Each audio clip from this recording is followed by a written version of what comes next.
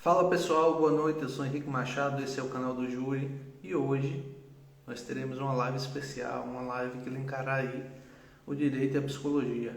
Nós trataremos sobre as falsas memórias e o tribunal do júri, certo?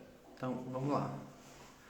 Boa noite Márcia, boa noite Edson, Márcia, sempre pontual, já estou entrando, boa noite Isaela, boa noite Gustavo, boa noite amigo. Envie o aviãozinho aí, chame os amigos Aí, todos. Boa noite, Caio. Boa noite, Márcia. Tudo bem? tudo bem? Tô ainda aprendendo a mexer nesses trem de ring light, não sei o que. Uma hora eu pego o jeito. Mas é assim mesmo.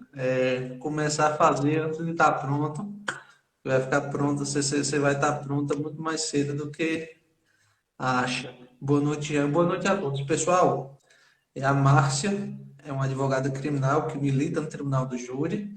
Está aqui hoje, inicialmente para se apresentar e depois para contar para a gente um pouco sobre as suas experiências e os seus conhecimentos relacionados às falsas memórias e ao tribunal do júri, que tem a peculiaridade de ser um tribunal composto por jurados, né? Por juízes leigos. Nem gosto de utilizar essa palavra, viu, Márcia? Porque esses dias eu estava assistindo um júri da bancada, estava só assistindo, da assistência mesmo, e depois do júri, o jurado saiu retado com o advogado. Ó, para aquele advogado, ele disse, ele chamou a gente de leigo. Ele acha que a gente não sabe das coisas, né? Mas para você ver como é que são as coisas, né? Até a linguagem deve ser modulada para o jurado, porque ele não entende que o termo técnico de jurado leigo é simplesmente para distingui-lo do juiz togado. E isso pode ter uma outra carga para o jurado que escuta. Mas está lá. Márcia, apresente-se aí para o pessoal que está assistindo. Enquanto isso, eu vou enviar o aviãozinho aqui, enviar a live para todo mundo. E você que está assistindo aí, envia para os amigos também, que o tema da live é muito interessante. Fica à vontade, Márcia, a casa é sua. Beleza, muito obrigada, Henrique. Muito obrigada pelo convite, que muito me lisonjeia. Eu que venho acompanhando, perdão, a garganta depois de passar a tarde treinando o cliente para o júri de amanhã, minha garganta tá virada em nada. Fiquei muito lisonjeada, porque eu acompanho há muito tempo o canal do Júri, as excelentes lives de vocês, excelentes contribuições para o debate, né? E nós, enquanto tribunos, nós temos que falar sobre júri, nós temos que falar sobre os vários vieses do júri, né? Eu sou uma defensora ferrenha do juízo por jurados, para todos os crimes, inclusive, porque o jurado não está sujeito a pressões, Dois. exposições, como acontece em casos emblemáticos, né? Em que uma decisão desfavorável a algum interesse possa gerar uma exposição indiscriminada da figura do magistrado. Então, eu acho que o jurado ele se sente muito mais à vontade para efetivamente acolher o argumento, né? E olhar o argumento com racionalidade e não fazer uma decisão que é Ctrl+C, Ctrl+V. Por isso mesmo, eu acabei me firmando no tribunal do júri, pela afinidade com o instituto, pela afinidade com o litígio oral adversarial, né, com toda a estrutura. Então, hoje é correto dizer que não existe Márcia sem tribunal do júri. É uma parte não só da minha formação acadêmica e profissional, mas uma parte de mim mesmo. E apresentando-me, então, meu nome é Márcia de Moura de Goiânia, sou advogada. Depois de amanhã eu faço 5 anos de advogada, então 5 anos de carreira, mas 11 anos de carreira criminal, porque eu comecei a estagiar muito cedo na faculdade, e sempre na área criminal, e sempre na área de crimes violentos.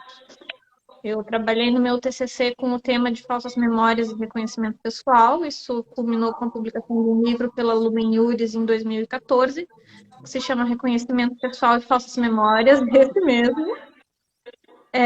Nós fizemos a primeira publicação em 2014, prefaciada pelo Gustavo Noronha de Ávila e apresentada pelo meu orientador, que foi o Alexandre Moraes da Rosa. Em 2020, nós fizemos uma reedição, não foi uma edição atualizada, né? Eu simplesmente reeditei porque eu estava vendo que havia demanda e o livro estava esgotado na editora. Então, eu fiz uma nota segunda edição e relançamos o livro. A sorte foi que eu tomei essa decisão na metade de 2020, porque no final de 2020 veio o overruling do STJ falando que o reconhecimento fotográfico não pode ser admitido como prova e todas essas coisas. Então, se eu, né, tivesse esperado um pouquinho mais, o livro ainda ia estar atual na parte da jurisprudência.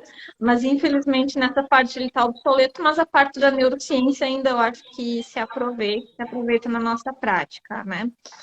Eu carrego comigo, pessoalmente, o trauma de o primeiro júri que eu perdi na carreira foi meu júri número 5.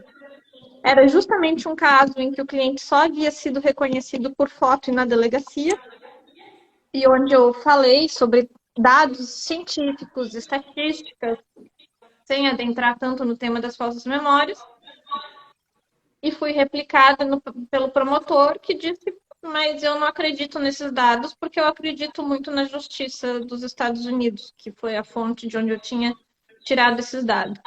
Então, eu apresentei um argumento científico, ele rebateu com um sofisma e eu perdi o júri por 4-3. Esse é um trauma que eu carrego comigo. E, então, estamos aqui para falar sobre experiências. Essa própria foi um grande aprendizado, um tapa na cara, de que às vezes a gente acha que a gente sabe daquilo, que tem propriedade sobre o que está falando. Aprendi da pior forma possível, que não é bom entrar confiante no júri. E estou aqui para compartilhar as experiências, o que o pessoal aí tiver de dúvida, a parte neurocientífica. Estou aberta ao bate-papo. Mais uma vez, obrigada e te passo a falar. Eu agradeço ter aceitado o convite. Também é um tema que eu gosto bastante de estudar, gosto bastante de ler.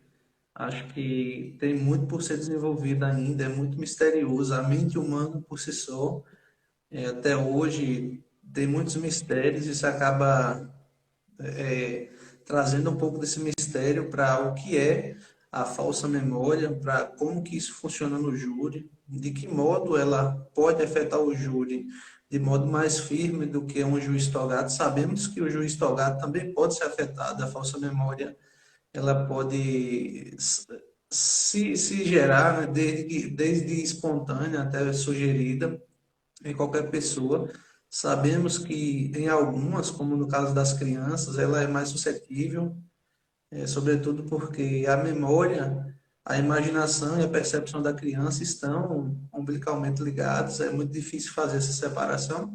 Mas eu queria que você explicasse, Márcio, para o pessoal que está assistindo, o que é uma falsa memória e de que modo, por que razão, ela é um tanto ou um pouco mais perigosa no tribunal do júri. Certo. A falsa Márcio, um memória, pouquinho só, desculpa a interrupção. Antes de você tá? começar, você pode ir até começando. Eu vou levantar aqui a capa do seu livro para quem quiser printar e realizar a compra, fazer a pesquisa aí para ver se ainda acha. Você pode ir falando, viu? Fique à vontade. Eu não sei se ele ainda está disponível nas livrarias. A minha cota de autora já esgotou. Porém, qualquer pessoa que tiver interesse, me manda uma mensagem no privado que eu envio um PDF, já que o direito autoral é meu. Então, Avisa aí. pode entrar em contato comigo, que eu envio o PDF da última versão do livro com o maior prazer. E o autor mais quer que o seu trabalho seja divulgado, né? Então, todo mundo tem uma obra publicada, você não está nem ligando para direitos autorais. Você quer mesmo é que as pessoas vejam e leiam, enfim, né? Ah, bom, gente, falando um pouco sobre a mecânica, né? O cérebro ele trabalha com vários tipos de memórias, várias classificações de memórias, né? O que interessa para a falsa memória é a distinção entre a memória literal e a memória semântica. Por quê? A memória literal é aquela memória que me diz que hoje, no dia 15 de agosto, eu estou aqui dando esta live, eu estou vestindo esta roupa, o meu cobertor que eu estou aqui na perna é desta cor, eu estou falando com o Henrique. ela é a que me dá as coordenadas de tempo, de espaço, de características e de qualidades. A minha memória literal é a que faz, por exemplo, quando eu vou proceder a um reconhecimento, é a que faz eu olhar para você, Felipe, e perceber, o Felipe tem as sobrancelhas escuras, o Felipe tem bigode e barba. Felipe, desculpa, Henrique. Sem problema, porque Eu sou tão louca das falsas memórias que eu sou péssima com o nome, tá, gente? Então, vocês não me levem a mal. Então, assim, a falsa memória me faz, a memória literal me faz olhar para uma árvore e saber que eu estou naquelas condições de tempo e espaço olhando para essa árvore. A memória semântica é aquela que me faz saber que aquilo é uma árvore e não um carro. Que aquilo é uma árvore e não um macaco. Que eu estou falando com uma pessoa. A memória semântica é o que dá significado às nossas coisas. A gente não conseguiria compreender o mundo sem a memória semântica. É onde guardam os esquemas de compreensão do mundo. O que isso significa? Se fosse só uma quantidade de dados jogados para nós, sem sentido, a gente não ia conseguir trabalhar. Não existe memória humana sem a memória semântica. Eu não tenho como ler uma frase do começo ao fim e pegar as palavras em separado. Eu preciso de uma memória semântica que faça com que eu leia aquelas palavras e entenda que naquele contexto elas significam X coisa. A memória semântica, justamente por ela ser aquela que guarda as nossas concepções sobre o mundo, quando eu tiver 50 anos, eu vou continuar sabendo que uma árvore é uma árvore. Mas eu posso não lembrar que no dia 15 de agosto de 2022 eu vi uma árvore com tal característica. Então, a memória de essência, ela tende a ser muito mais perene do que a memória literal. A memória literal, ela se perde mais. E qual que é o problema? Que quando nós somos chamados a reconstruir um evento, a memória nada mais é do que a reconstrução, a evocação daquilo que está na nossa mente. Ela não é um radinho, né? Ela é uma reconstrução de elementos que nos levam a uma narrativa sobre o fato. Então, a própria evocação, o que acontece? Quando eu vou fazer uma evocação de um evento, alguns traços podem ter se perdido, porque são traços de memória literal. E esses traços tendem a ser preenchidos pela memória semântica, sem que eu queira, sem que eu deseje, sem que haja controle algum sobre isso. Então, é um mecanismo de minha própria memória.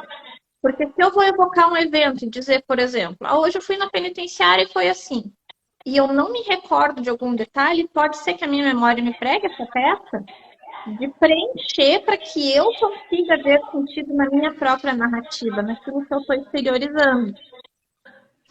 E o problema se traz ao processo penal, porque quando eu vou reconhecer uma pessoa, qual que é a memória que eu vou usar? Eu vou usar a memória literal, que são os traços do rosto daquela pessoa. Só que se algo do rosto daquela pessoa tivesse dissipado, eu vou preencher com a semântica. E aí eu estou suscetível a erro. E isso também na narrativa de um fato delituoso. Eu vi, por exemplo, acontecer um roubo, né? Eu vou ter que narrar esse roubo perante a autoridade policial. Pode ser que eu não lembre de algum detalhe que a minha memória semântica vai preencher. Não é deliberado e não é mentira. Né? As pessoas trabalham muito com esse maniqueísmo. Assim, essa pessoa não tem por que mentir, então ela está falando a verdade. Não, todo mundo está sujeito às falsas memórias. E, claro, é um fenômeno que a gente não tem como controlar, não tem como saber. Eu não tenho como saber se aquilo que a pessoa está falando é uma falsa memória ou não. Né? A existência de falsas memórias em ambientes controlados, ela é possível de ser constatada. Por exemplo, eu vou submeter 30 pessoas a um experimento no qual atores vão performar um roubo e depois essas pessoas vão ser convidadas a descrever o que viram. Nesse caso, a gente tem como saber o que corresponde com a realidade. Não. Numa investigação criminal e num processo penal, a gente está justamente nessa busca de reconstruir né, algo que não é a verdade real, mas uma narrativa plausível do que aconteceu. E quando a gente busca reconstruir uma narrativa plausível, a gente está sujeito a essas armadilhas, que podem ou não ser agravadas de acordo com algumas coisas. Por exemplo, perguntas que induzem. Uma pergunta que tem um pressuposto inserido nela pode fazer com que eu aceite esse pressuposto porque faz sentido com o resto do conjunto. Um exemplo de um estudo de uma cientista dos Estados Unidos que foi pioneira no debate das falsas memórias, que é a Elizabeth Loftus. Ela coloca para observar um carro que está num cruzamento e ao lado do carro tem uma placa que diz qualquer outra coisa.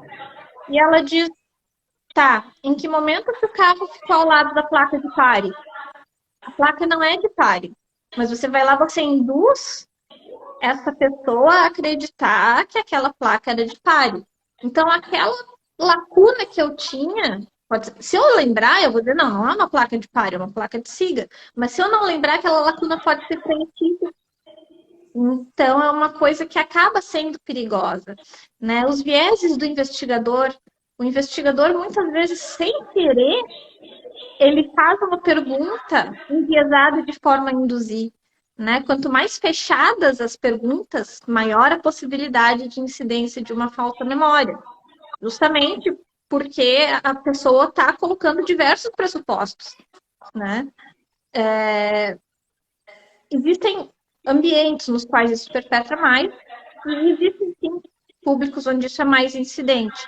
Por exemplo, bem falou o Henrique, as crianças. As crianças, não só elas têm uma memória mais suscetível à falsa memória, como também elas têm uma propensão a querer agradar aquele adulto que está ali. Então, se o investigador está querendo muito que ela fale que não sei o que, ela tende a responder positivamente, para não contrariar o adulto, né? Então, é uma forma de você induzir uma falsa memória em criança. Outra coisa muito importante, o efeito foco na arma. Quando uma pessoa está perante uma arma de fogo, sendo vítima, né? Vários estudos, no meu livro tem as referências de alguns, mas vários estudos mostram que eu tendo a focar na arma, muito menos do que no rosto daquela pessoa que está me mostrando aquela arma. Então, ocorre que quando se vai descrever, a descrição da arma acaba sendo muito fidedigna. A descrição da pessoa que a porta, não. De modo que a gente acaba caindo no perigo de condenações injustas. O exemplo mais cabal, quando é mostrada uma linha de reconhecimento, que é o reconhecimento do 226 do CPP, que diz que tem que ser colocado pessoas parecidas. Quando eu me deparo com pessoas em uma linha de reconhecimento, eu tendo a escolher aquela que mais se parece com o perpetrador do fato. O que isso significa? Se o perpetrador do fato está naquela linha de reconhecimento, então eu tenho uma chance, uma probabilidade maior de reconhecê-lo do que se eu visse as fotos isoladamente, ou enfim, com a adoção de algum outro método.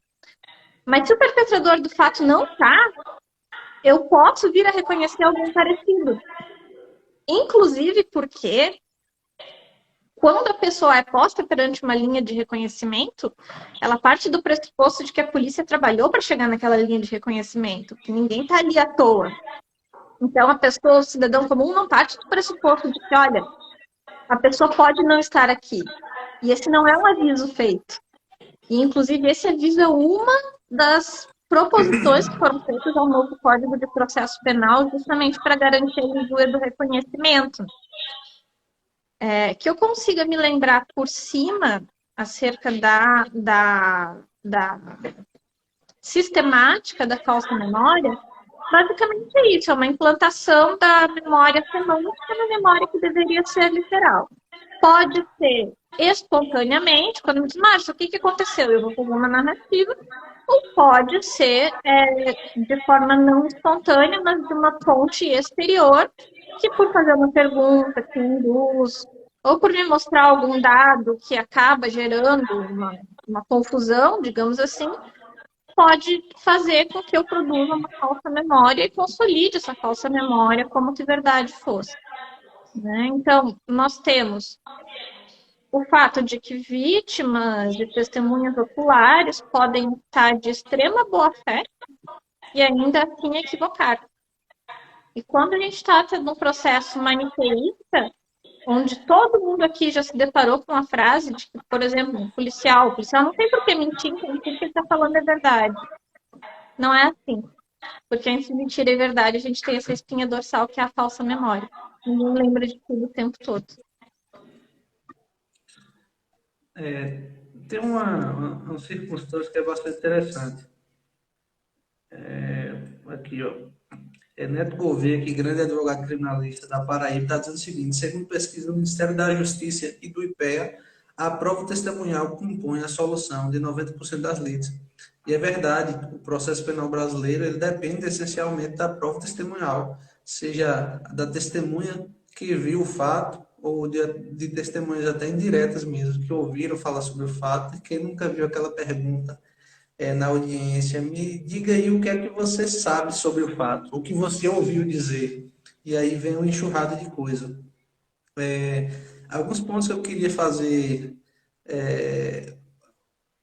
menção do que disse Márcia. Interessante que estudos comprovam que a mera recomendação, o mero alerta de que a pessoa a ser reconhecida pode não estar entre aquelas pessoas que estão ali enfileiradas para serem reconhecidas, diminui a taxa de erro de 80% para 30%. Os estudos indicam que isso diminui bastante, drasticamente, o índice de erros, ou seja, isso por si só já faz com que essa recomendação deva ser seguida, porque em questão de números, você vê que diminui mais do que a metade da chance de erro, porque como a Márcia disse, o fato de alguém ser colocado ali e de outra pessoa, né, a pessoa que deve proceder ao reconhecimento, estar diante de pessoas a serem reconhecidas, o fato dela estar ali, existirem pessoas a serem reconhecidas, pode induzir a essa falsa percepção de que se tem alguém ali é porque capturaram,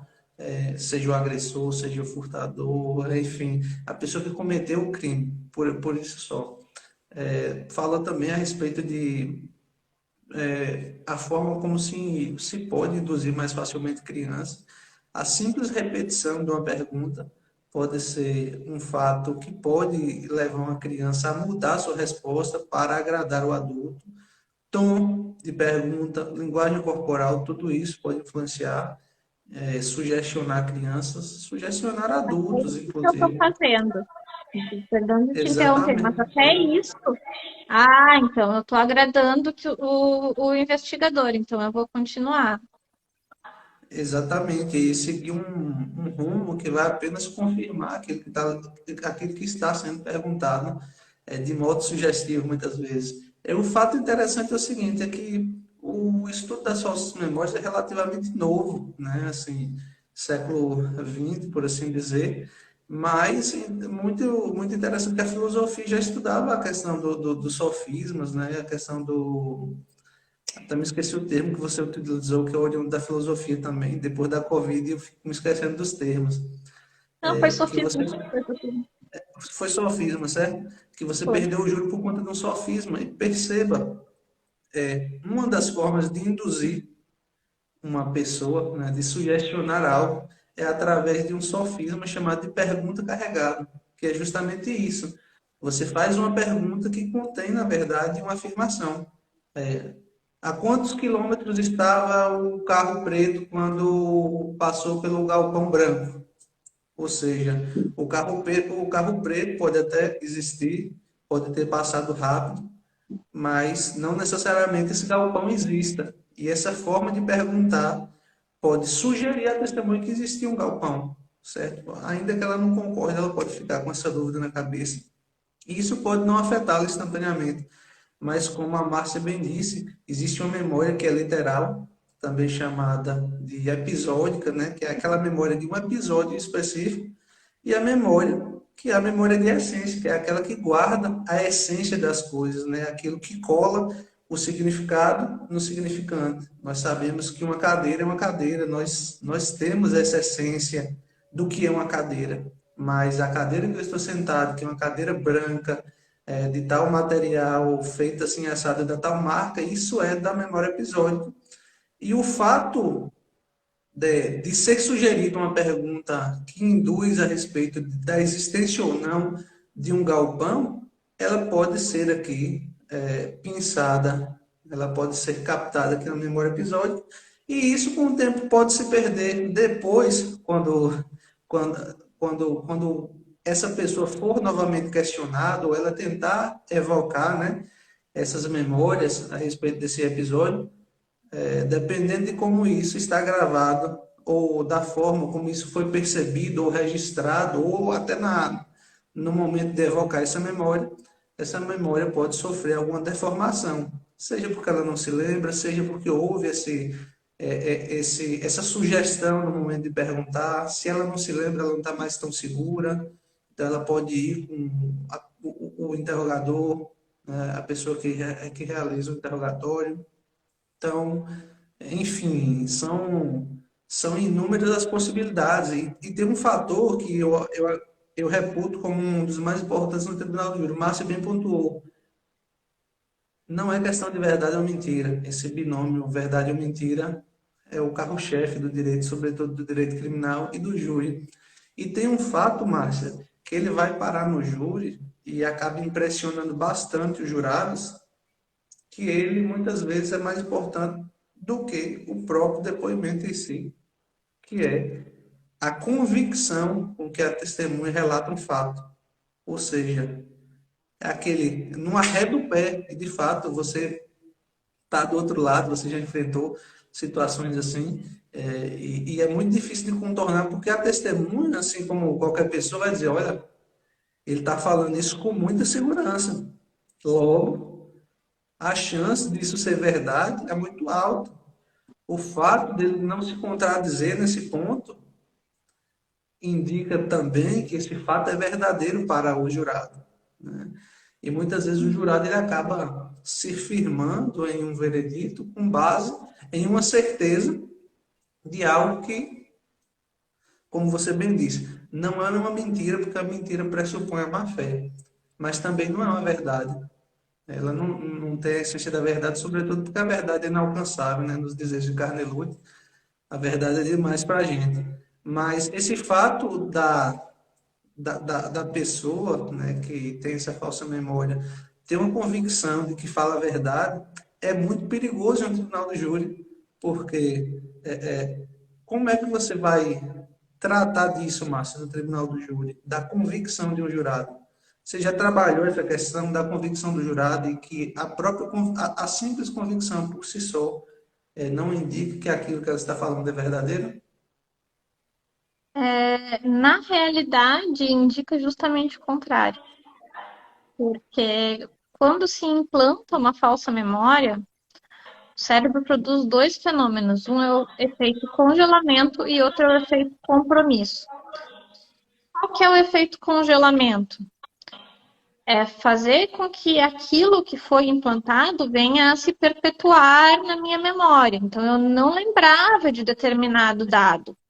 Mas aí isso foi implantado enquanto eu estava dando depoimento, eu exteriorizei aquilo, eu assinei um termo, eu fui chamada em juízo, né? Então, isso faz com que a falsa memória se consolide no meu cérebro.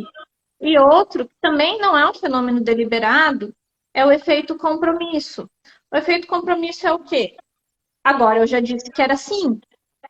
Então, eu reconheci fulano de tal como sendo o autor do fato.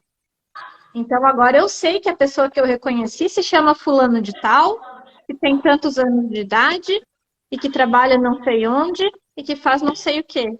E que na audiência é aquele cara que vai estar preso com um uniforme laranja, muito provavelmente. Ai, gente, eu tenho 6 gatos, tá?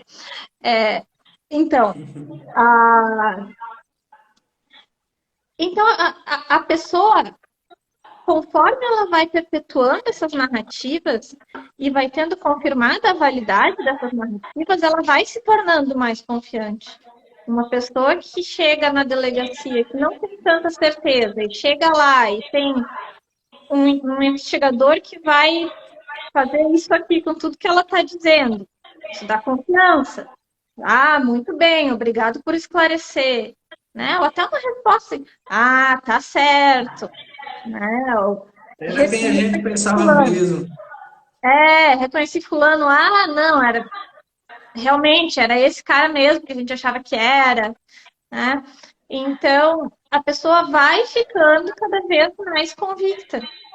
Então, o que acontece? A falsa memória perpetuada gera uma convicção muito grande na pessoa, assim como existe uma convicção muito grande na pessoa que está falando a verdade.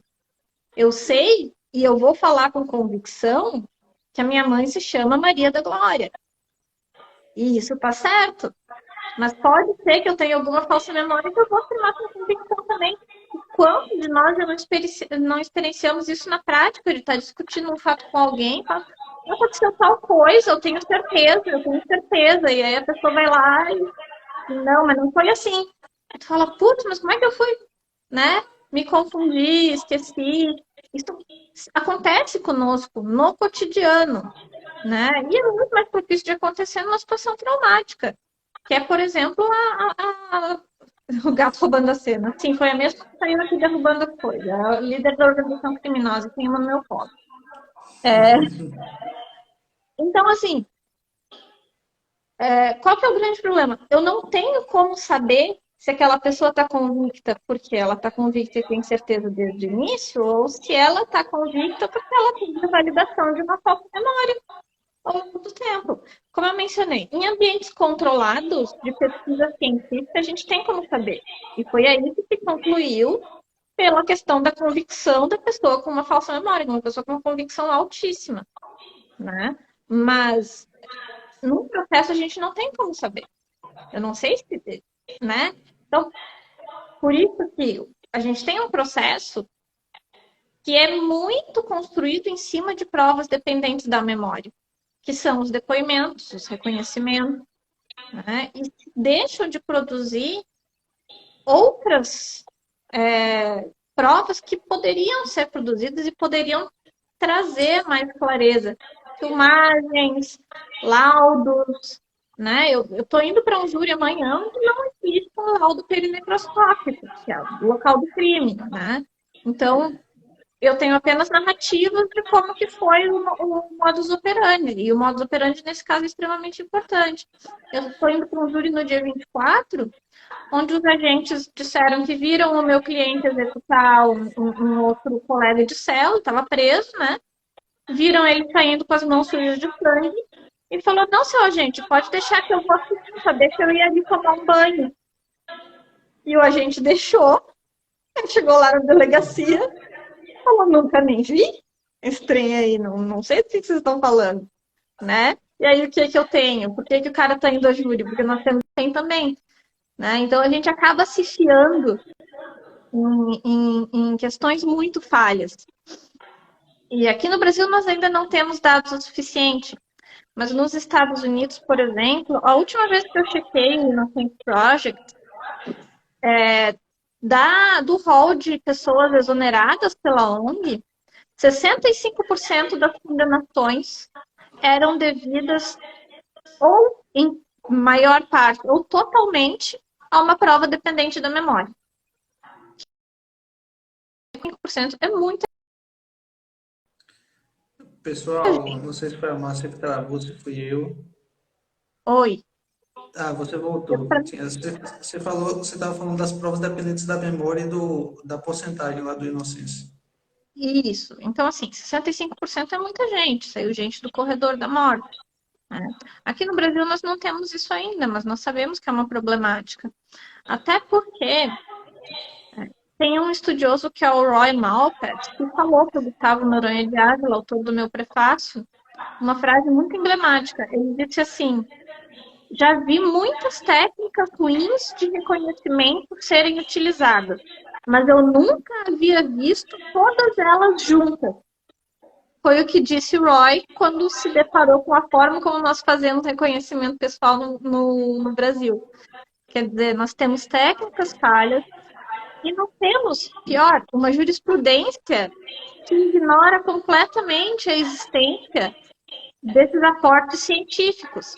Por exemplo, a Defensoria Pública de Santa Catarina fez um estudo dia 2 de março de 2021, ou seja, 5 meses depois do STJ dizer que o reconhecimento fotográfico não deve servir exclusivamente para condenação. Eles analisaram 26 processos onde houve reconhecimento fotográfico, 24 condenações mantidas, né? E em nenhum desses processos mencionou-se a nova jurisprudência do STJ. Né? E processos nos quais as pessoas eram reconhecidas estando de balaclava, reconheceu pelo olho, reconheceu pela voz, reconheceu de noite, né? Não havia mal iluminada.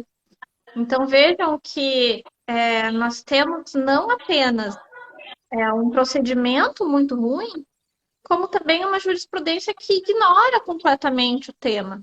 Quando eu escrevi em 2014, eu fiquei horrorizada, porque eu percebi que havia jurisprudência falando sobre falsas memórias só no estado do Rio Grande do Sul e só da lavra do desembargador Nereu Giacomelli, né? Hoje em dia se fala um pouco mais sobre isso, principalmente porque o julgado novo do STJ foi feito com base em diversos estudos científicos. Não foi assim, a gente entendia tal coisa, agora a gente entende não sei o quê.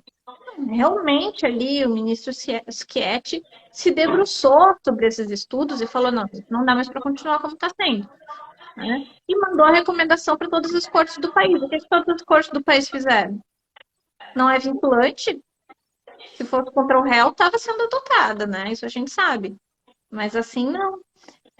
Então, acontece, por exemplo, aí fazendo já o link com o tribunal do júri, né?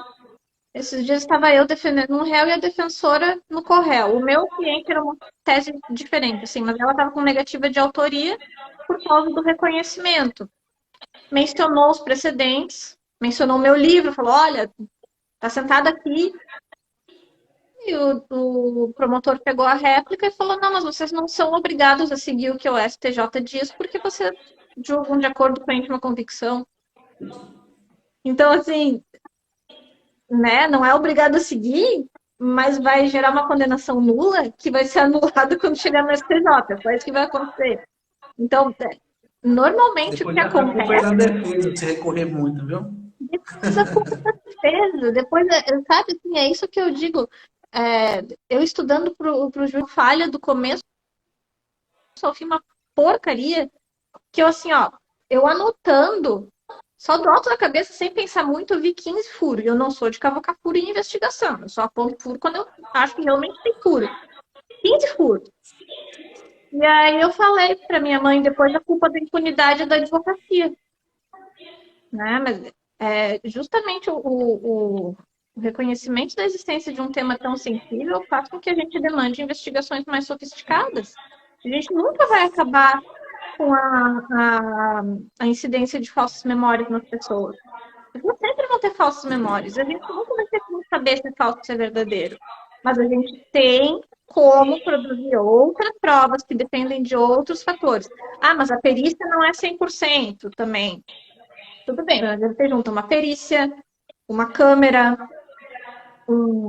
uma herb, um GPS do celular, uma mensagem de WhatsApp, um reconhecimento, um testemunho. Não digo que sempre precisa ter tudo isso, mas estou dando como exemplo. Você tem um arcabouço que permita. Agora, o que é inadmissível é que o arcabouço probatório seja somente com base na prova testemunhal, porque assim sim a gente está dando margem a muitas condenações injustas. E a grande dificuldade de falar isso no júri, eu sempre digo, juiz leigo não é juiz burro. Significa só que não é juiz de carreira, né? Mas Eu não vou pisar no plenário. Ah, gente, vocês já ouviram falar em falsas memórias? E vou ficar lá meia hora explicando o que é uma memória literal e de essência para dizer como, né? Então, eu particularmente uso, gente, pessoas de boa fé se enganam. Quantas vezes Vossas Excelências estavam certos de algo que se comprovou ser verdadeiro, ser falso, né? E não é raro de depois o promotor vir replicar dizendo: ah, então tu está dizendo que a pessoa cometeu falso testemunho e colocou declaração falsa em documento público. Aquela coisa toda. Não, meu querido, eu só estou dizendo que a pessoa se engana. E ninguém lembra de tudo o tempo todo, né? Então, se vai atrás de condenações cada vez mais ilegítimas, e a quem interessa essas condenações legítimas? Uma coisa que é muito, só para finalizar essa parte da minha fala, é muito emblemática, é que uma das coisas que mais atrapalha o reconhecimento é o viés racial. Racial, entre aspas, né? Por exemplo, eu branca tenho mais dificuldade de reconhecer um negro do que eu tenho de reconhecer pessoas brancas, né? Por causa daquilo, a gente depara com.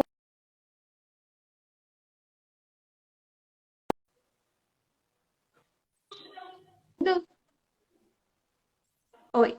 Não existe ainda uma causa certa para isso, mas uma das explicações é justamente a convivência. Você não, né? A gente é branco, ocupa espaço de branco e convive com brancos e não convive com outras etnias, né? Então, assim, é algo que vem, em última análise, a reforçar o racismo estrutural do nosso país.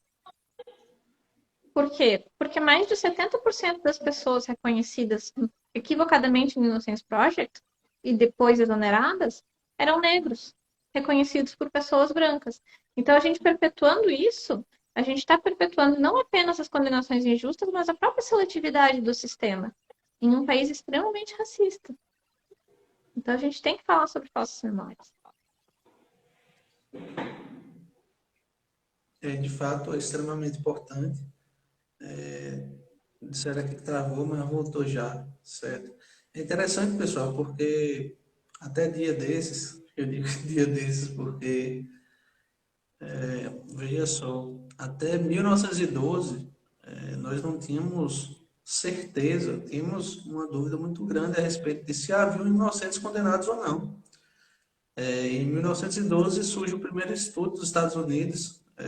Perguntaram para todos os diretores, né, mandaram cartas, na verdade, para todos os diretores dos presídios, se eles tinham consciência, tinham conhecimento de algum caso de alguém que havia sido executado injustamente, né? E quase todos responderam que sim, alguns não responderam que sim, porque simplesmente não responderam, e um deles disse que talvez houvesse um ou dois condenados que tivessem sido condenados injustamente, né? Então, o primeiro estudo que se tem conhecimento a respeito de condenação injusta foi esse. A partir de 1912 foi importante porque foi um marco aí que começou a se perguntar se haviam inocentes injustamente condenados ou não.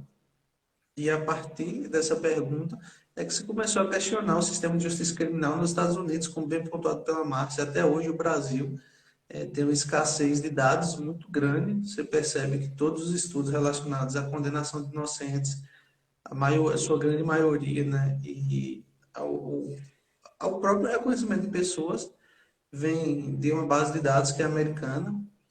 E com o tempo é que se começou a se questionar, estudar nos Estados Unidos, a partir de 1912, e a se concluir que a principal fonte de erros nesses julgamentos inocentes, que eram condenados injustamente, eram as provas decorrentes. O ato de reconhecimento, que é o testemunhal, né? Eu acho que Como? Voltou? voltou. Certo? E provas testemunhais e o ato e o procedimento de reconhecimento, certo? Então, a gente chega com esse sentimento, muito se comprova, mas o boom mesmo, né, que decorre depois um fato bastante interessante, que é o boom das revisões criminais nos Estados Unidos, a partir da descoberta do DNA em 1985. no Reino Unido, que começam a constatar que os materiais genéticos eram incompatíveis com as pessoas condenadas, de modo que posteriormente se pegava o real criminoso, né? Ou se concluía mesmo que aquele material genético colhido não era da pessoa que se dizia ter cometido o crime. Então aí se tem E a só te fazendo certeza, um adendo, Henrique, me desculpa, mas aquilo que eu falei da à gente não vontade. produzir provas. Quantos processos de tribunal de júri você pegou até hoje que tinham perícia de DNA? Eu conto nos dedos de uma mão. Pouquíssimo. Pouquíssima. E esses dias eu peguei, foi um júri interessante, Caio está aqui assistindo, não vai me deixar mentir. Eram 3 réus sendo acusados, não existia comprovação da materialidade do crime, uma pessoa tinha desaparecido, um corpo foi encontrado, eram três exames, 3 perícias, uma era de DNA, uma de arcada dentária, e a outra eu nem me lembro mais qual que era, mas nenhuma das 3 conseguiu afirmar que aquele corpo encontrado era da vítima, né? E ao final foi interessante porque, imagina, foi um julgamento muito doido, porque ao final os jurados afastaram a materialidade para o primeiro dos acusados e reconheceram a materialidade para os outros 2 acusados. Então, imagina um julgamento desse, está pendente de apelação aí. Mas olha o tamanho dessa contradição. Conheceu-se a materialidade para um acusado e afastou a materialidade para os demais, sendo que a acusação era por apenas um homicídio. Então, é desse tipo de coisa que a gente tem que enfrentar no tribunal do júri, chegar no tribunal do júri sem prova de materialidade e sair de lá ainda com 2 condenações e com uma absolução, né, que em tese já teria afastado a materialidade para os outros 2, porque a materialidade ela é única, era um homicídio apenas. Não se perguntou a respeito de materialidade de outro crime, não, materialidade de um crime só. Então, enfim, é uma loucura, mas esse é assunto para outra live. Abraço, Rafael Lina, abraço, doutor Ivana, abraço, Valber. Vamos continuar aqui, Márcia. O que é que você quer encaminhar aqui para o fechamento dessa live a respeito das falsas memórias? É, vejamos. Eu, eu faço a reivindicação de que a gente fale sobre falsas memórias, fale, publique, porque, como mencionado antes, um dos principais vieses que geram as condenações injustas na prova decorrente da memória é justamente o viés racial e o preconceito racial. Então, num país extremamente racista e elitizado, a gente acaba perpetuando a seletividade do sistema penal. Porque a gente entra numa cadeia, a gente vê uma cor de pele, a gente vê um nível de escolaridade, a gente vê um nível socioeconômico, né? Então, quando se fala em falsas memórias, quando nós enviamos ao CNJ sugestões acerca do reconhecimento, nós vimos várias publicações de pessoas ligadas à segurança pública, ou promotor de justiça, falando, assim vai gerar impunidade, porque vai ficar terrível de reconhecer alguém, não sei o quê. Mas então, se, se as condições científicas para que um reconhecimento seja minimamente aceitável viabilizam o reconhecimento, é na hora da gente buscar provas diversas, né? E por que que esses órgãos de segurança pública não se debruçam sobre o tema? E por que que magistrados não se debruçam sobre o tema?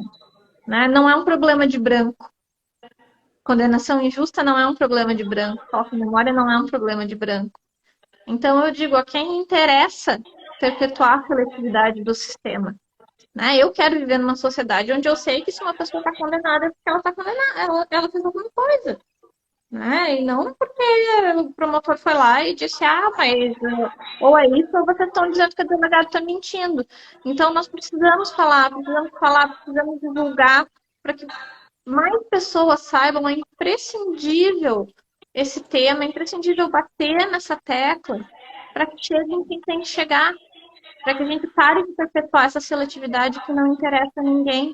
Eu não consigo ver um caminho para a emancipação da sociedade, emancipação humana, sem a gente fazer uma crítica às próprias bases do sistema criminal e acabar com os mecanismos que formam essas bases tão perversas.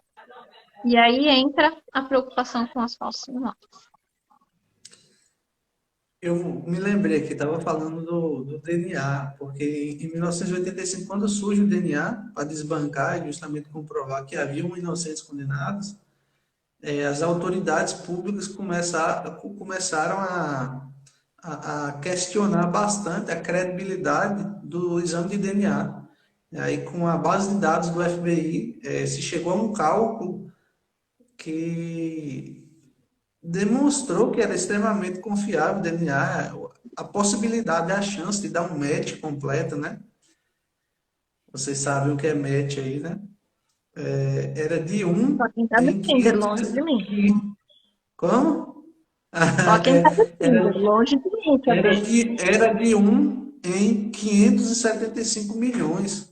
Ou seja, aliás, 575 trilhões, salvo engano. Não era nem milhões, Sim. era trilhões. Então, ou seja, digamos que uma chance bem remota disso acontecer. E aí se concluiu verdadeiramente que existia muita gente condenada injustamente, que o DNA ele apenas escancarou isso. Teve gente que foi desamarrado da cadeira elétrica, né? Há registro de duas pessoas que estavam amarradas na cadeira elétrica para ser eletrocutado e foi tirado dali. Então imagina passar por uma dessa. Muitas pessoas no corredor da morte, nas últimas horas, foram inocentadas, né? Tiveram a condenação anulada por conta dos exames de DNA e por aí a gente tira. Existe um estudo americano interessante, porque a Márcia bem disse, olha, em um ambiente controlado dá para a gente saber. Então, existe uma estimativa, isso com base em estudos feitos dentro de delegacia em atos de reconhecimento nos Estados Unidos, que um a cada 4, 5 reconhecimentos em delegacia é equivocado, porque se reconhece alguém que se sabe não ser o suposto autor, né, o provável autor, ou porque se reconhece alguém que trabalha na própria delegacia. E aí entende-se que quando se reconhece essas pessoas, o reconhecimento é equivocado. Mas quando se reconhece aquela que é a suposta autora do fato, aí sim, aí o reconhecimento ganha total credibilidade, total enlevo. Então, assim, o número é extremamente alarmante. De cada 75 mil reconhecimentos feitos nos Estados Unidos, a estimativa é de que de 15 a 20 mil sejam equivocados. Então, vocês Esses dias imaginam, reconheceram o Michael Jordan, né?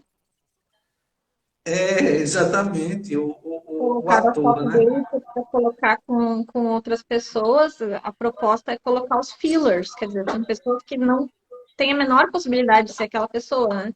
A cara vai lá e reconhece o Michael Jordan, só que se não fosse o Michael Jordan, fosse o cara do lado, que é um suspeito que Mas, está ali mas inocentemente. perceba, eu já trabalhei em um caso assim, mas perceba qual que é a situação.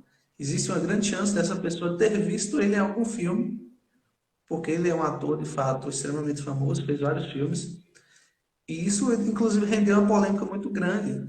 É o Michael Jordan aqui, o ator, viu, gente? Não o jogador de basquete, não. E existe uma chance da pessoa que devia proceder ao reconhecimento, né, com isenção, ter lembrado dele de algum modo, porque é justamente aí onde a gente está tocando na memória. Existe alguém que já foi visto uma vez, pode ser reconhecido, é justamente isso, conhecido e reconhecido.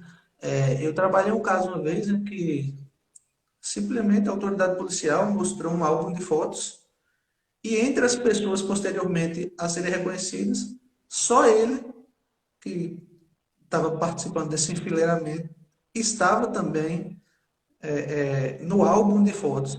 Ou seja, há chance muito grande de haver uma indução aí. Olha, não, acabei de ver uma foto desse rapaz aqui, depois ainda que não se lembre, vai se lembrar dele no momento que estiver na frente. Esse rapaz, eu posso até não saber, mas esse aqui eu acho que eu já vi. Já participei de reconhecimento de tudo quanto é tipo. Até de cheiro, eu já ouvi dizer, ó, reconheci o cheiro. Imagina. Já participei de certa feita, que o sujeito a ser reconhecido, o possível autor do fato, tinha entre 140 e 150 quilos. E a autoridade policial, para resguardar o procedimento do 226 do Código de Processo Penal, Colocou quatro magrelos, assim, ó, com a camisa da delegacia ainda por cima, ao lado. Então imagina um procedimento desse, tem como dar certo? É o Não que eu tem como falo no dar. livro sobre o juízo de percepção precedente, né? Você reconhece a pessoa porque você já a viu, só que uma das peças que a memória prega é justamente o fato de que pode ser que você não tenha visto aquela pessoa no evento delitivo. E é interessante porque a gente pensa que às vezes pode ser algo de alguém com baixa escolaridade, ou que não está familiarizado ao tema, e que por a gente estar familiarizado ao tema, isso não vai acontecer. Mas eu constato e eu rio um pouco quando eu me lembro do terceiro júri que eu fiz, que foi numa comarca vizinha, e tinha um jurado que estava concordando muito comigo, era o único homem do conselho de sentença, estava concordando muito com tudo que eu falava. Quando tu vê que aquele jurado está fazendo aquele finzinho, assim, que ele não pode se manifestar, mas ele está. E o promotor era uma pessoa que eu não conhecia. Então, quando eu pus-me a recordar, eu percebi que eu estava colocando o mesmo rosto nesse jurado e no promotor. Até hoje, se me mostrar uma foto, eu não vou saber dizer se essa pessoa é o jurado ou é o promotor. Então, como isso acontece com a gente? Quando eu tinha 14 anos, eu tinha o cabelo vermelho, daqueles vermelhão, assim, né? Vermelho vivo. E aí eu estava numa excursão de escola e quando eu voltei, a minha mãe me contou que ela tinha passado por um desespero, já havia passado, né? Mas ela me contou que ligaram para ela dizendo que eu tinha sido vista fumando maconha na praça do centro da cidade. E aí ela foi até a delegada, né, que teria recebido a denúncia, e a delegada falou que não, que ela com certeza não tinha sido eu, porque a menina que estava fumando maconha era uma conhecida minha e ela pesava tranquilamente 13 vezes o meu peso. Eu sou miudinha, assim, né? E aí ela falou, não, a filha da Glória não tem esse porte físico. Mas até lá chegou na minha mãe. Se não fosse a questão do porte físico, se fosse outra pessoa magra, talvez a minha mãe tivesse até hoje pensando que eu estava fumando maconha na pracinha. Né? Então, isso acontece corriqueiramente. Se a gente parar para prestar atenção, a gente vai ver o quanto isso é corriqueiro. Então, por que isso não vai acontecer dentro de um processo penal, onde a gente está falando de pessoas que passaram por eventos traumáticos, que querem a solução daquele fato, que acreditam na autoridade policial? Poxa, a polícia não ia me botar para reconhecer alguém que não está aí. Né? Então, a gente se depara com toda essa gama de problemas, assim, de fatores influenciadores que devem sim ser desconstruídos. Não quer dizer que a gente não confia na autoridade policial. Mas quer dizer que a gente precisa pensar além em termos de direito probatório, né? Vou contar para você uma história breve aqui, para a gente caminhar. Esses dias eu fazia um júri, foi um mês bem conturbado. Eu e Caio fizemos 7 júris em 30 dias, então foi um negócio, uma loucura. Aí, em um desses júris, estou eu lá sustentando a palavra, falando, falando. Aí eu percebo um senhorzinho, isso aconteceu aqui, né? Na cidade de Juazeiro. Aí eu percebo lá um senhorzinho acompanhando, de fato. E detalhe, eu não sou daqui, eu não moro aqui, né? Eu vim morar aqui em janeiro. Aí terminou o discurso, né? Terminou o júri, foram passar o secreto, saíram todos. E eu percebi que na hora de ir embora, todo mundo tinha ido embora, menos essa pessoa. Aí ele estava esperando para falar comigo. Eu não conhecia essa pessoa. Como de fato eu não conhecia. Aí ele chegou para mim e disse: Mas como eu estou orgulhoso de você. Se tornou um profissional tão dedicado, fala tão bem, expôs tão bem sua tese, parabéns. Aí, você se lembra de mim? E eu olhei assim e falei: Olha, meu senhor, eu acho que o senhor está me confundindo com outra pessoa. Aí ele disse assim: Você não é Vitor? Vitor é meu irmão mais novo, que mora aqui e de fato estudou na escola em que ele foi professor. Então, perceba, nós temos uma diferença de 6 anos e algumas pessoas dizem que somos muito parecidos, mas nem tanto, assim, uma diferença de 6 anos dá para tirar até pela lógica, um tem barba, outro não tem, o Kátia que conhece os dois está aqui dizendo, né? KKK, né, Kátia? Enfim, mas perceba, Para quem nos conhece, diz, não, não tem nada a ver um com o outro. Mas para quem não conhece os dois muito bem, confunde por conta do traço. Aí um dia desse eu postei uma foto nas redes sociais e questionar. Eu e meus outros dois irmãos. Rapaz, vocês são trigêmeos, imagina. Um com 37, o outro com 29 e o outro com 23. Eu falei, gente, pelo amor de Deus, não tem como vocês estarem confundindo. E o pior é que confundem. Confundem a voz, confundem o rosto, confundem tudo. Olha, o Cátia está aqui dizendo que a diferença é a barba. Mentira, Cátia. Então, perceba. É, Olha o é contraditório apenas aí. falsa memória, Cátia, né? Isso aí é apenas uma. E é engraçado, gente, porque assim, perceba, a memória ela tem várias possibilidades de deformação. Uma delas é justamente na percepção, é no olhar. O olhar é um sentido e é falível. Então, no momento de registro, o seu sentido pode lhe enganar de algum modo. Depois, o registro é a manutenção dessa memória. Depois, na forma de lembrar, conforme passa o tempo e sei lá quantas outras circunstâncias podem incidir sobre a memória. Então, perceba que o tema é bastante interessante. Se você parar e puxar na memória, você vai se lembrar de alguma situação. Porque é como a Márcia disse, todo mundo já passou, só basta puxar aí na memória. Pega um exemplo de chave, pega um exemplo de qualquer coisa que você saiu tendo certeza, não, a chave está comigo, aí você volta, chega na sua casa, a chave está lá, enfiada na porta ainda. Então, isso que acontece no nosso dia a dia com coisas corriqueiras, também acontecem de modo mais complexo. Alguns pesquisadores, as pesquisas e os estudos demonstram que as falsas memórias podem ser sugeridas, podem ser implantadas, desde memórias simples, memórias inexistentes, até memórias complexas, bastante detalhadas. Então, perceba que isso é bastante interessante. A partir do momento que você começa a estudar a psicologia e as falsas memórias, você começa a ter um cuidado especial com inquirição de testemunha, né? O cross-examination você começa a fazer diferente. Você começa a ter aquela cautela que o código estabelece a respeito do indeferimento das perguntas sugestivas, porque de fato nós percebemos que ali, ainda que a pergunta não seja respondida, o juiz diga, olha, essa pergunta é sugestiva, algo ali já pode ter sido sugerido. Na simples forma de perguntar, no simples conteúdo da pergunta, estudem os sofismas, estudem, sobretudo se vocês quiserem ir para o júri.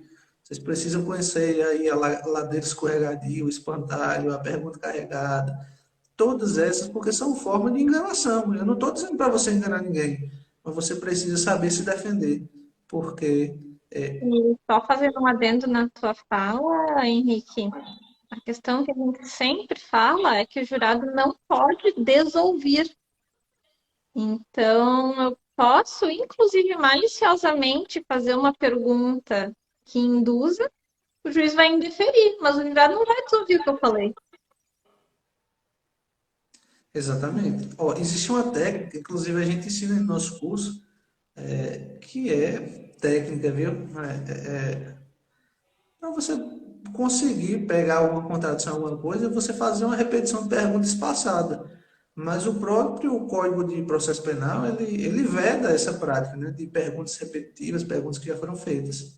Então, você tem que estar bastante atento para fazer o requerimento do indeferimento, né, dessa solução de indeferimento de qualquer tipo de repetição. E às vezes eu confesso para você que eu levanto a mão e falo, faço barreira a isso, simplesmente para que o réu não responda, né?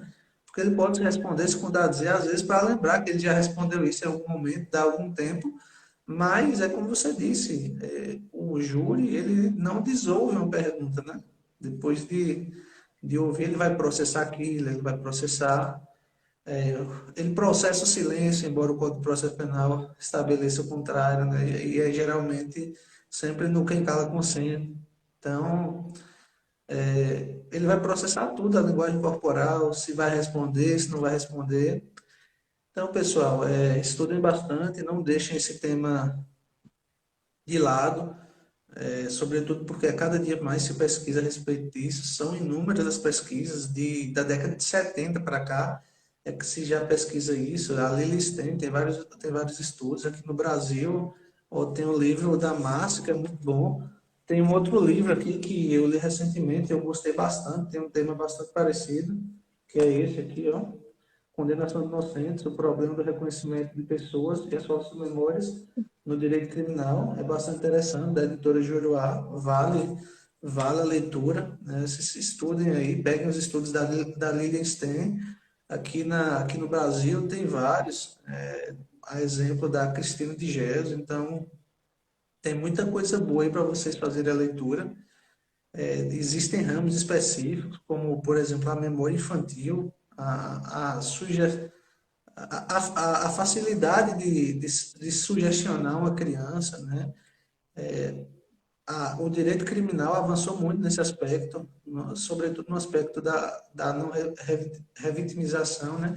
Mas temos aí os depoimentos, como eles deveriam ser em vários aspectos, sobretudo também, né, na justiça criminal como um todo, os depoimentos livres, né, espontâneos. Nós percebemos que as crianças têm que fazer um relato espontâneo daquilo que elas viram, daquilo que elas sabem, né, porque a forma de perguntar ela pode influenciar bastante. O próprio 226, gente, inciso primeiro, diz o seguinte: olha, a pessoa a proceder ao reconhecimento deve inicialmente fazer uma descrição pormenorizada da pessoa a ser reconhecida. Gente, veja só um termo com isso, o tanto de erros que já não evitaria, né? Ela disse antes, então isso por si só seria uma forma de controle, porque mesmo que ela fosse sugestionada depois, ela não poderia reconhecer alguém, digamos assim, muito diferente daquela pessoa que ela descreveu inicialmente. Então percebam que o 226 do Código de Processo Penal não deve ser interpretado como mera recomendação. Isso é texto de lei, isso é o básico para que as pessoas tenham o mínimo de cuidado com o ato de reconhecer alguém. Nós precisamos, como disse a Márcia, cada vez menos depender simplesmente de provas decorrentes de memória, do reconhecimento de pessoa, da prova testemunhal. Há quem discuta hoje, Márcia, se você quiser, inclusive, eu posso lhe mandar esse texto, posso mandar também para quem quiser, me manda no privado depois. Mas existem pessoas hoje que dizem que emitem a opinião de que o depoimento, de que a prova testemunhal ela é irrepetível, né? Porque, de Janina fato, Marquita, Gustavo Ávila, William Seconello, justamente por causa do efeito compromisso e do efeito congelamento, assim como o reconhecimento é irrepetível também. exatamente. E aí a gente precisa discutir o quê? A gente precisa discutir a qualidade da prova colhida em sede pré-processual. Porque se discute isso hoje, da irrepetibilidade de uma prova que depende de memória, nós precisamos urgentemente tentar melhorar a fase pré-processual, porque imagine só, enfim, essa é matéria para uma outra live, se Deus quiser a gente marca, se você estiver disponível, quiser bater um papo sobre isso, sobre essa irrepetibilidade, a gente pode Sim. compartilhar os textos aí e convidar o pessoal para acompanhar aqui, tá certo? Márcia, eu vou lhe devolver a palavra para você fazer suas considerações, despedir do pessoal, e depois eu me despeço também. Convido o pessoal para participar aí da quarta turma do Laboratório do Júri, que vai rolar aí essa semana já em João Pessoa. Vamos lá. Tá certo. Obrigada, Henrique. Então, é isso, pessoal. O tema é importante, é atual. Aproveitem, porque quando eu escrevi, ali 2014, 2015, só tinha praticamente texto estrangeiro, tinha 3 livros publicados no país, que eram o da Lilian, o do Gustavo Ávila e o da Cristina de Jesus. E hoje em dia, principalmente depois das decisões do STJ, é um tema que está muito em voga, tem muita gente escrevendo a respeito, tem muita bibliografia de qualidade. Eu tomo a liberdade de indicar aqui o livro do Gustavo Noronha de Ávila, que é a prova testemunhal de falsas memórias. O do Gustavo, salvo engano, tem uma segunda edição aí no forno. E um livro em espanhol de uma autora chamada Juliana Mazzoni, É muito esclarecedor, um livrinho muito pequenininho de ler em uma pegada, que se chama, é uma questão, né? Se pode crer a um testigo? E ali a Juliana destrincha os vários aspectos, o depoimento infantil, a hipnose, a investigação, contraditórios, ambientes controlados. Recomendo, assim, como um livro de cabeceira para todo mundo que quiser entender o fenômeno. Henrique, agradeço muito o convite novamente, fico muito lisonjeada e estou aqui aguardando o laboratório do júri na região sul. Eu vou ser a primeira lá, Ah, vou acampar ali na frente do lugar para não perder minha cadeira. Tá eu tô bem? achando que Uma boa noite a todos. eu tô achando que você que vai puxar aí as fileiras dessa nova turma, dessa turma aí do Sul. Se Deus quiser, a gente vai fazer aí em breve, sim. Então, pessoal, eu vou agradecer aqui a Márcia. Márcia, muito obrigado por colaborar com a gente, por estar disponível aqui para compartilhar o teu conhecimento.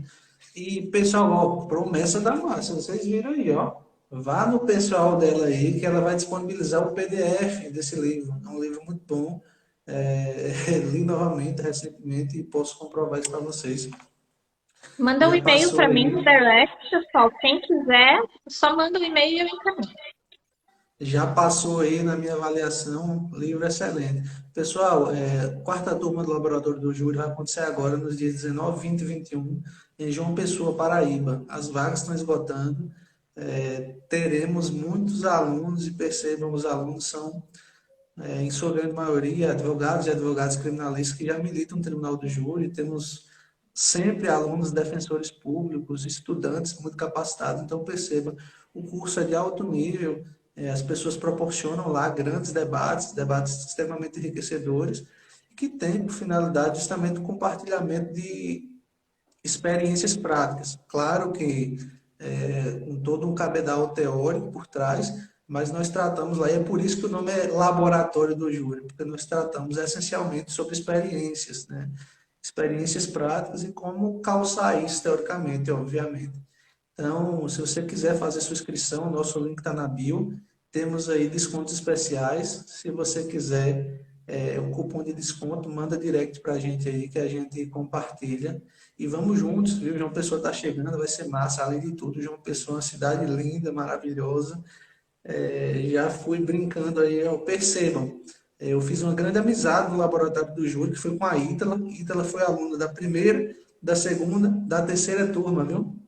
E agora Ítala está na quarta turma como nossa sócia no laboratório, na quarta turma do laboratório. Nós temos vários alunos. Aí eu fico perguntando para o pessoal, pessoal, pelo amor de Deus, o que é que você fez? O que é que você faz? Participando da primeira, da segunda, da terceira, se é o mesmo curso. Isso é porque nunca é o mesmo curso, pessoal. A gente é diferente, a gente vai aprendendo pelo caminho, vai ensinando as experiências. Eu disse para cá, a gente fez um laboratório do júri aqui em Juazeiro e depois a gente fez uma sequência de 7 júris. Eu sentei assim com o Caio e disse, meu Deus do céu, esses 7 júris dão um novo curso, porque foi muita coisa sensacional acontecendo, muita coisa que a gente só tinha pensado até então no plano teórico que a gente conseguiu aplicar na prática. Veja só, vou lhe dar um pequeno spoiler aqui. Um dos últimos júris que a gente fez, a gente conseguiu reouvir, reinquirir uma testemunha após a réplica do promotor e antes da nossa tréplica. Então, foi um negócio doido, uma experiência maluca, que pode ter rendido para a defesa uma vantagem, né? E que, assim, se vai dar certo, se não vai dar, você vai ter que requerer, o juiz vai ter que negar, então você vai ter aí discursos também sobre nulidades. Aproveitem a chance de aprender essas técnicas, conversem com a gente, nós estamos aqui sempre compartilhando esses conhecimentos.